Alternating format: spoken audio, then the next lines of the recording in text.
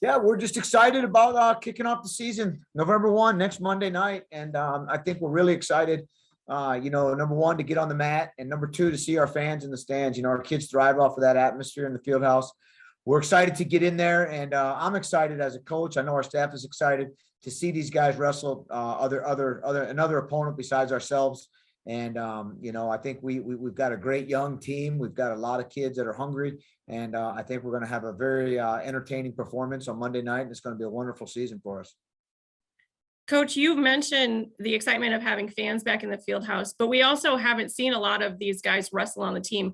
Who are you most looking forward to see compete against Buffalo on Monday? Yeah, well, I'll tell you, there's a possibility of having 6 new faces in the lineup, and that excites me. That's it's going to be awesome. What excites me, obviously, I've seen Braxton wrestle all summer. I've seen what he can do, but I think the fans want to see Braxton out there, and he'll put on a show and do a great job. But I can't wait to see Andrew McNally get out there and compete. He has improved so much since he got here in the summer, and he's a transfer that our fans don't know much about. And then you look at, the possibility of Joe Zargo being out there and DJ Hamidi, true freshman. We're excited about those guys too. And then, if we throw out, Ethan Rotundo, who I feel like he's made, the most progress out of anybody since we've taken this program over. He's a cloud, he'll be a crowd pleaser and high energy guy and a big motor and a big gas tank, and excited to see if he can keep rolling from what he's done from the summer. We got a question from Diane. Hey, Chris, how does a person like Braxton, with his experience from this past summer, how does that kind of elevate the entire team as you're heading into your season? Yeah, it has been a wonderful thing for us, for his success, first of all, to see the team behind him. And you got to realize this, he was really the only one training for an event all summer, but to see the team rally behind him and train with him and partners and run next to him and lift with him. The team got better because Braxton had a competition and they got closer. So that's number one. Number two, when they saw the success that he had, right, it gives the program and our staff more trust. The guys trust us, that much more, that, hey, maybe what they're doing is exactly right. Because in our sport, right, some of these guys want to take my way is the better way, or the kids think like that a little bit, or I'm going to do it my way. And to be able to have their belief and their trust, it's at an all-time high now. So his success and Braxton's success and Braxton's training has really, A, brought the team together, and B, really instilled more trust in our guys, that they can go out there and win, NCAA, championships and be All-Americans.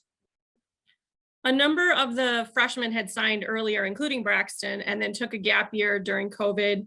And we also had a lot of changes during the season. The team caught some flack for that in terms of just having those freshmen take a little bit more time to join. Now that they're in the room, how did that year help a lot of those younger wrestlers? Wow. It's the development, you know what I mean? The development Braxton had, the development Joe Zargo had, the development Graham Calhoun had in that gap year has been unbelievable. And then you look back on it, not only did they get better during that gap year, but, some of them got sick. Some of them, Braxton was home for a month and a half. If that would have happened during that COVID season, that's devastating. And so we were able to send him home for, a month and a half to get healthy and come back. And, Joe Zargo could go home whenever he needed to go home. And, the homesickness thing wasn't an issue when you're dealing with first year kids. Graham Calhoun's 4.5 hours away. He got to go home on the weekends. So it was an awesome way of getting them to train a little bit, but also giving them a lot more free time to go home when they needed to go home, without having to, take classes and be on campus and do those things. So the gap year is wonderful, but all three of them, they did an unbelievable job of training and communicating and competing. And that's what it was. Now you look at it, they've developed to the point where, they're looking at all trying to get into that lineup this year and be All-Americans. Question from Diane. So Chris, looking ahead to Buffalo, what are maybe some of the individual matches that you really want people to watch, or you think are going to be great competition? Well, they've got a really good 133 pounder. He's a veteran. I think he's a 6th-year guy. He's been around a while. Gave Seth Gross kind of a tight match when we went out there a couple of years ago. So he's going to be a veteran. Derek Spann, I think his name is. And then they've got a couple of kids that are 184 pounders, a tough, hard-nosed guy. there's 65s and stuff. But Diane, what I'm really looking forward to is, again, those new faces, the guys that haven't put that singlet on. I'm really excited to see Austin Gomez go out there and do what he can do. I think people are going to be very, very surprised how good he is. And of course, again, I'm looking for that McNally. I'm looking for the Braxton. I'm looking for these guys that have never put their singlet on, to go out there and dominate and do what they can do. And Buffalo, they're going to come in here. They're going to try to punch us in the mouth, and they're tough, hard-nosed kids, and our guys need to be ready. Coach, we've got Buffalo as our first duel, and then we've got several weeks of just tournaments and open time for a lot of the wrestlers that maybe might not crack the dual lineup. Who should we be watching in terms of the tournaments and keeping an eye on that are more developmental? Yeah, well, we've got a lot of young kids in that room. I think we have 14 youngsters in there, and they've done a great job. Cody Anderson's done an unbelievable. Aiden Medora is a Wisconsin kid that's going to go out there and do some big things for us. Pete Christensen, we're looking at, seeing his development at heavyweight and where he can go. And people have seen Pete wrestle, but Pete's gotten so much better, wrestled the Junior Pan Ams. He's done an unbelievable job of getting better this summer, getting bigger and stronger at heavyweight. So he's going to have his opportunity. We're looking to redshirt Pete, make sure he's got, we keep an extra year of eligibility, under his belt. So those guys I'm really looking forward to see. But again, we've got some good kids in there that are really ready to tear it up. And I'm looking forward to that open, those open tournaments. And looking ahead, I know we don't face any Big Ten competition in duels until January, but looking ahead there and now in your fourth season here, wrestling and leading in the Big Ten, what duels should we be keeping an eye on in terms of how the team will do and what you're projecting to see? Well, we're not looking past Buffalo to start with, right? That's going to be a tough match, but we're going to go to the East Coast and have a really tough time out there with, North Carolina's ranked. They've got some great guys up and down the lineup, a national champion in their lineup.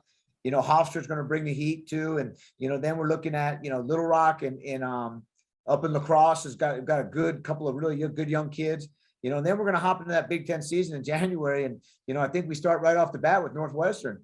And I think Northwestern smacked us around last year. Then we got Rutgers, who last time we wrestled them, they beat us, and so we're coming.